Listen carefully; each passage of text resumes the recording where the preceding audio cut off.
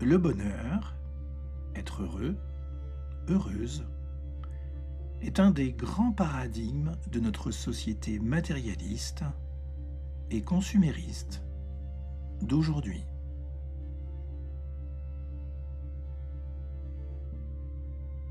Mais il est aussi mis en première ligne par les philosophies, les diverses psychologies et les sagesses anciennes, comme une condition humaine incontestable.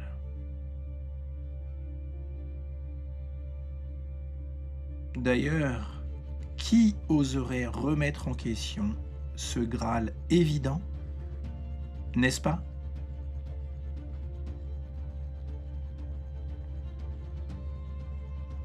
Mais c'est justement parce qu'il n'est remis en question par personne qu'il en devient un levier clé sur lequel jouer pour amorcer notre bascule vers un autre monde.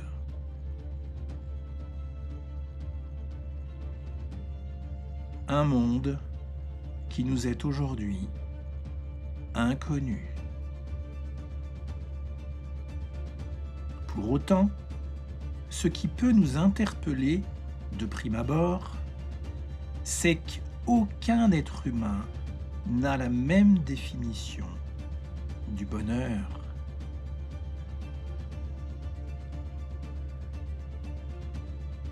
Et que si le bonheur est vraiment ce Graal incontestable, sa vérité devrait être la même pour chacun d'entre nous, n'est-ce pas?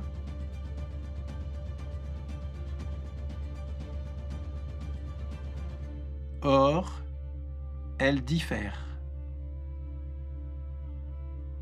Ce qui est vrai pour vous, avoir des enfants, ne le sera pas pour un autre, qui ne les supporte pas jusqu'à pouvoir les torturer.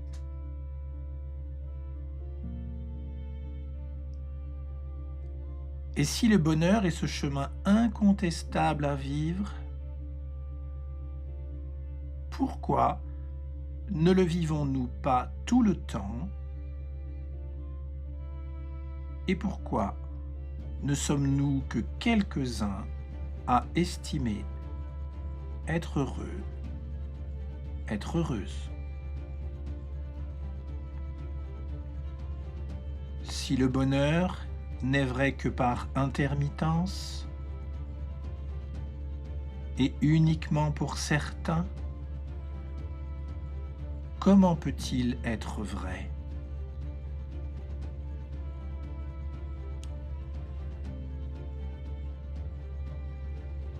Si le bonheur est vrai, alors il doit l'être sans interruption et sans sélection.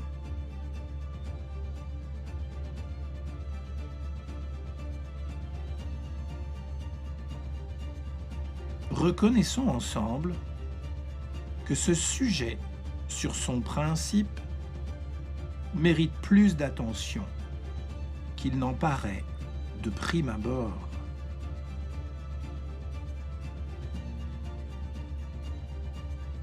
Lorsque nous évoquons le bonheur pour nous, nous viennent spontanément des critères associés à notre réalité extérieure, se marier, faire carrière, avoir des enfants, être en bonne santé,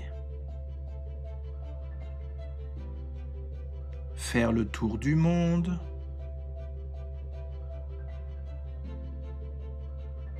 avoir du succès,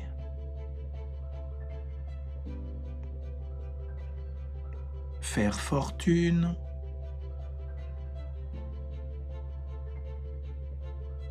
avoir une maison luxueuse,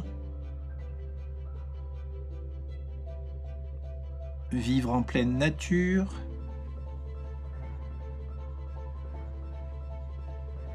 ce qui nous éclaire aussitôt sur le constat qu'il ne peut que nous échapper.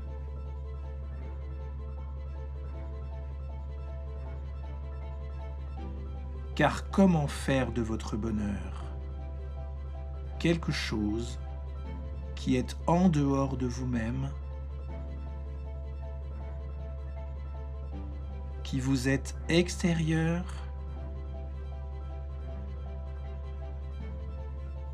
qui n'est donc pas vous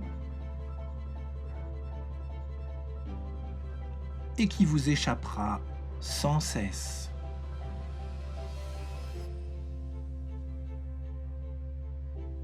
Drôle d'idée, n'est-ce pas?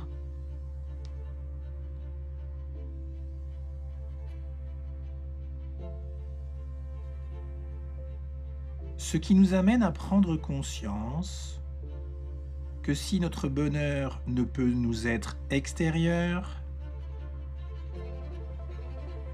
alors il ne pourra nous être intérieur non plus. Pourquoi? Parce que ces deux réalités n'en sont qu'une seule, une et unique. Et que si le bonheur est vrai, il est insécable. Il l'est forcément dans vos deux réalités, intérieure et extérieure.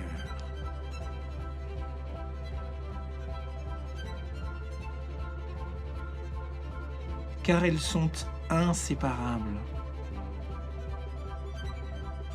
Ce qui nous ramène tout droit à la vie du nourrisson et son espace global de conscience.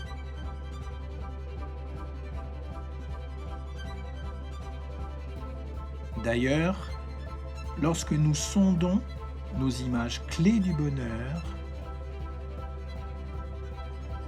le visage hilar du nourrisson n'en est-il pas la plus belle représentation?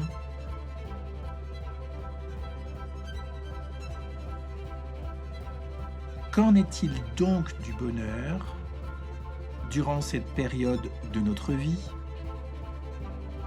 avant l'âge de 2 ans?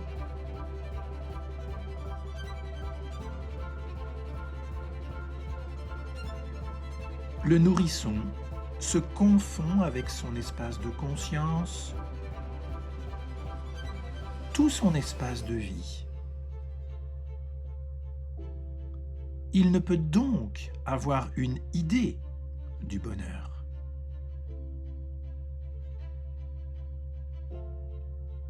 Car pour en avoir une idée, cela lui demanderait de pouvoir le distinguer et de pouvoir l'observer.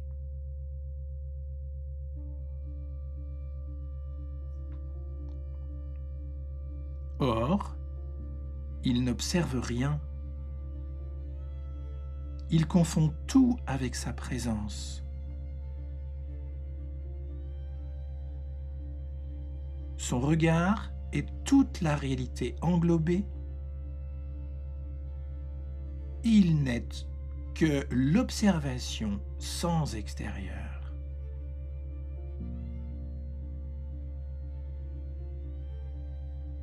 Il ne distingue rien autour de lui comme critère de bonheur, n'a en rien connaissance de sa présence personnelle et ne peut donc trouver en son intérieur un signal du bonheur.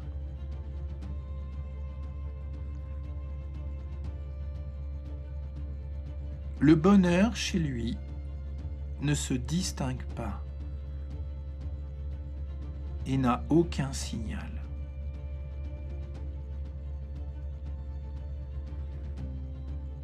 reconnaissez que si le bonheur ne se manifeste en rien dès l'origine, comment peut-il être vrai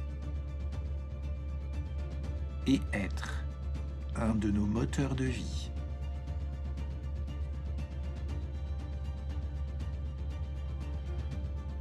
Il devrait au moins être présent dès notre première période de vie. Dans ces moments où nous n'avons comme préoccupation que de manger et de dormir.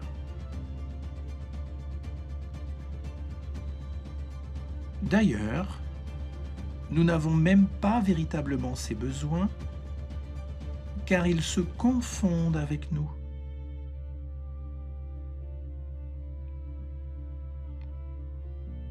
Nous sommes manger et nous sommes dormir. Et nous n'en avons point vraiment connaissance.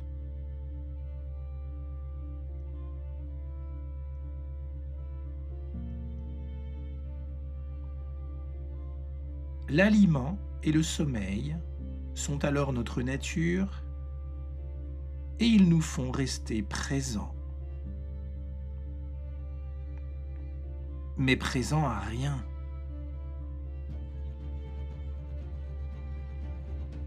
Nous n'avons pas conscience de quelque chose. Pour cela, il nous faudrait en être séparés.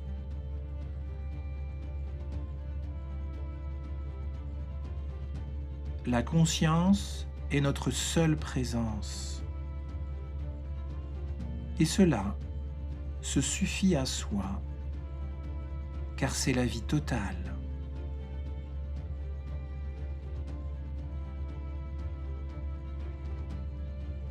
Si le bonheur nous apparaît dans la bande passante, après nos 2 ans, nous ne pouvons pour autant nier son information.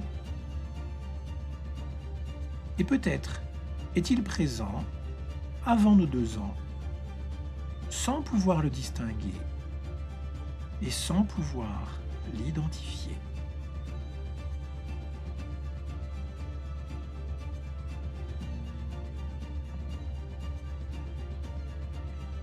Si c'est le cas, il doit se confondre avec notre champ de conscience.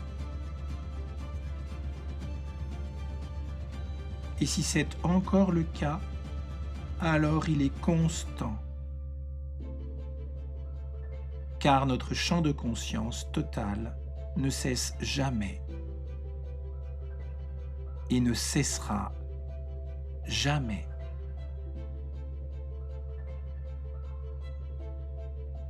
S'il est constant, alors il est toujours vrai, mais caché, confondu avec ce qui le contient. Le champ de conscience total, notre champ de conscience englobant tout.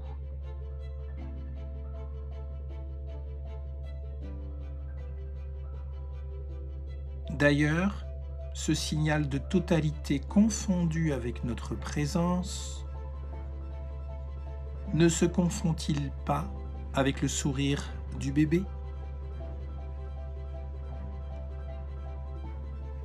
Ce sentiment d'insouciance totale qui nous saisit en restant en contact avec ce regard communicatif et transcendant, ne nous rappelle-t-il pas quelque chose de familier ?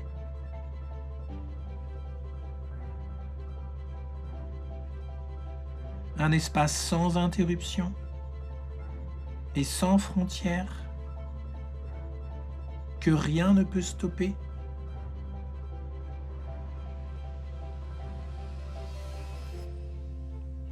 Ce que nous appelons après nos 2 ans le bonheur,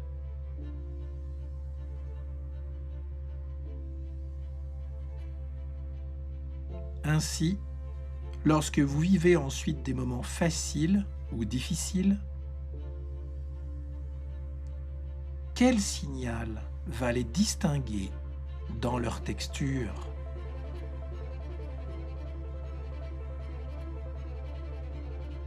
La sensation d'espace. L'ensemble des êtres interpellés sur le sujet sont unanimes. Ils ressentent une grande quantité d'espace lorsqu'ils se sentent bien et un manque d'espace flagrant lorsqu'ils souffrent de leur expérience.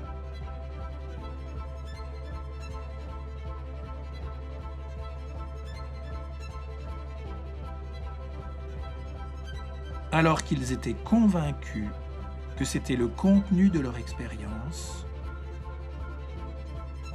ce que leur donnait ou pas leur réalité extérieure,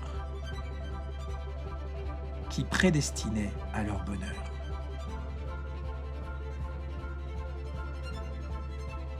Vous regardez un immense film et vous croyez que ce film est responsable de votre bonheur,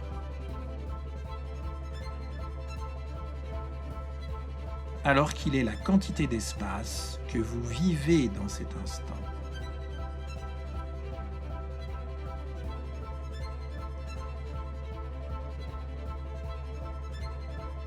Lorsque vous prenez conscience que ce n'est pas ce que vous offre votre amoureux, votre amoureuse, vos parents ou vos enfants, qui prédestinent à votre bien-être,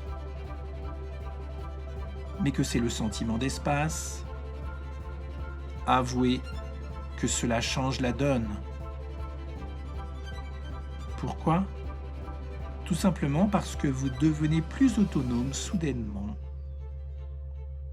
face à votre sentiment de bonheur.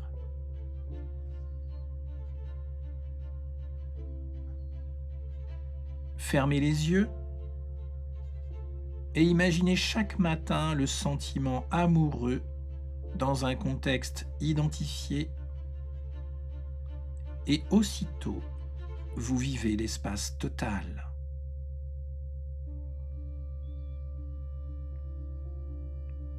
Vous ne dépendez plus de rien, ni de quelqu'un, pour le vivre.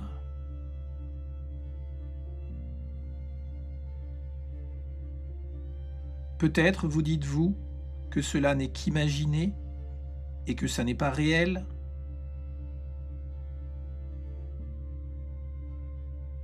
Mais ce qui est réel est ce qui est toujours vrai. Or, votre corps a une durée de vie limitée. Il n'est donc pas réel. Donc tout ce que vous vivez ne l'est pas. Le débat s'arrête donc là. Si ce que vous vivez de bienheureux se confond avec l'espace, il semble que l'espace soit la nature du bonheur. Or, avec quoi se confond le nourrisson ? L'espace. Un espace de conscience infini que rien ne stoppe, où tout est compris. Papa, maman, mes jouets, mon manger, mon dodo, mes copains,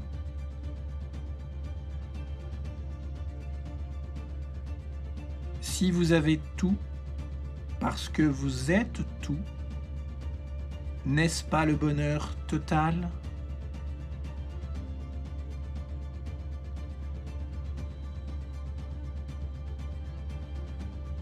Le bonheur n'est donc qu'un autre terme pour nommer l'espace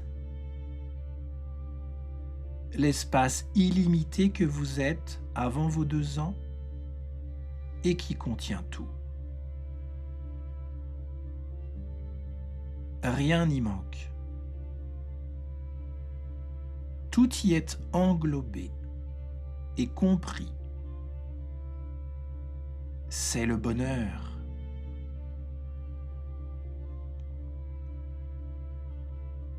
Si le bonheur est l'espace et que vous l'êtes, vous ne pouvez vous extraire du bonheur, car vous l'êtes.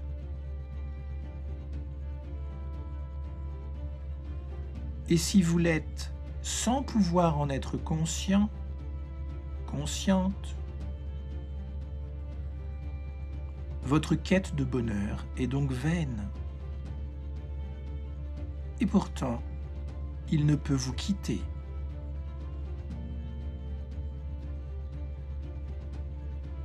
Et s'il est toujours vrai, puisque vous êtes l'espace, lorsque vous croyez être ce corps, vous en perdez alors le lien, le contact. Or, l'espace de conscience qui englobe tout et qui est votre nature intrinsèque est incontestable. Ce qui signifie que le bonheur est toujours vrai.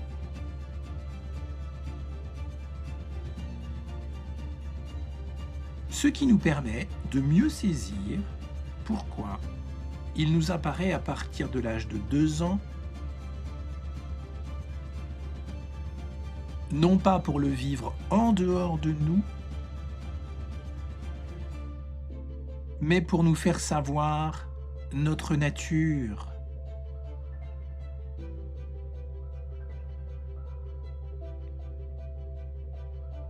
Pour autant, le fait qu'il nous apparaît en sortant de nous-mêmes, en nous faisant face et en découvrant notre existence, va nous conditionner à relier notre bonheur à une réalité qui nous est extérieure.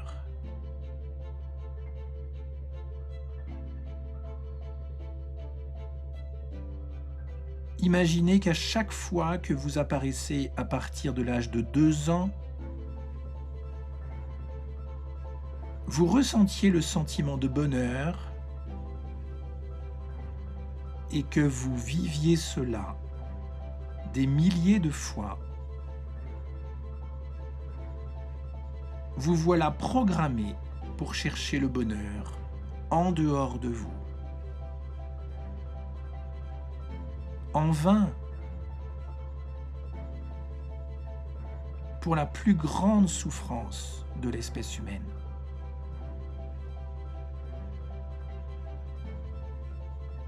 Ce n'est pas le bonheur qui est en dehors de vous, mais vous-même. Et c'est vous-même que vous recherchez en vérité, en croyant l'avoir perdu.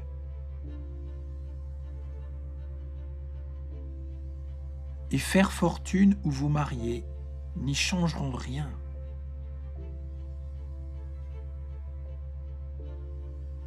D'ailleurs, le bonheur n'est pas en vous, comme vous pourrez parfois vous l'entendre dire, ce qui impliquerait qu'il puisse vous être extérieur.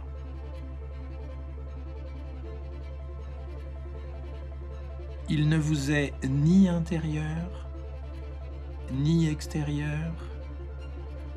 Vous l'êtes.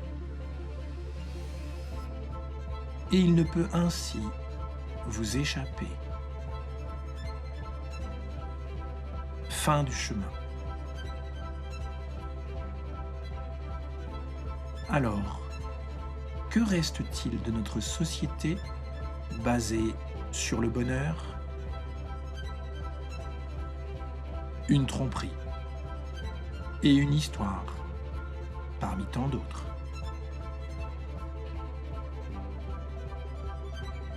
D'ailleurs, ne vous sentez-vous pas plus serein, plus sereine, désormais, en le sachant.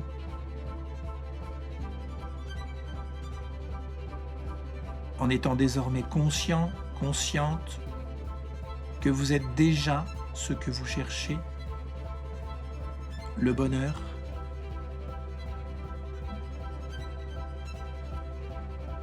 Alors il est vrai que la bande passante continuera à vous faire croire que depuis l'âge de 2 ans, vous êtes fragmenté en deux et que votre bonheur l'est d'autant. Mais de chaque côté de votre frontière, vous êtes le même bonheur, car vous êtes l'espace infini et il est présent de même nature de chaque côté de votre vie, intérieure et extérieure.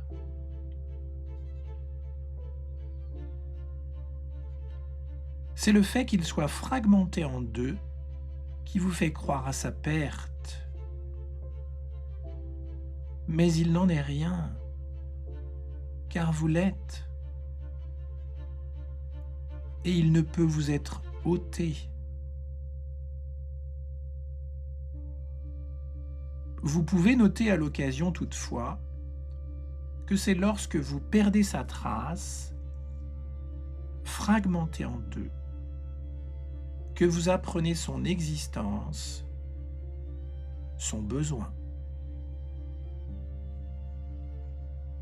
qui n'est en réalité que vous. Et c'est un épisode que vous vivrez à l'infini dans votre vie humaine personnelle, où chaque fois que vous perdrez cette fois son signal liquidien, une perte d'espace entre vos molécules d'eau, vous prendrez conscience que vous étiez heureux, heureuse, mais que lorsque vous l'êtes à nouveau, vous perdez sa trace.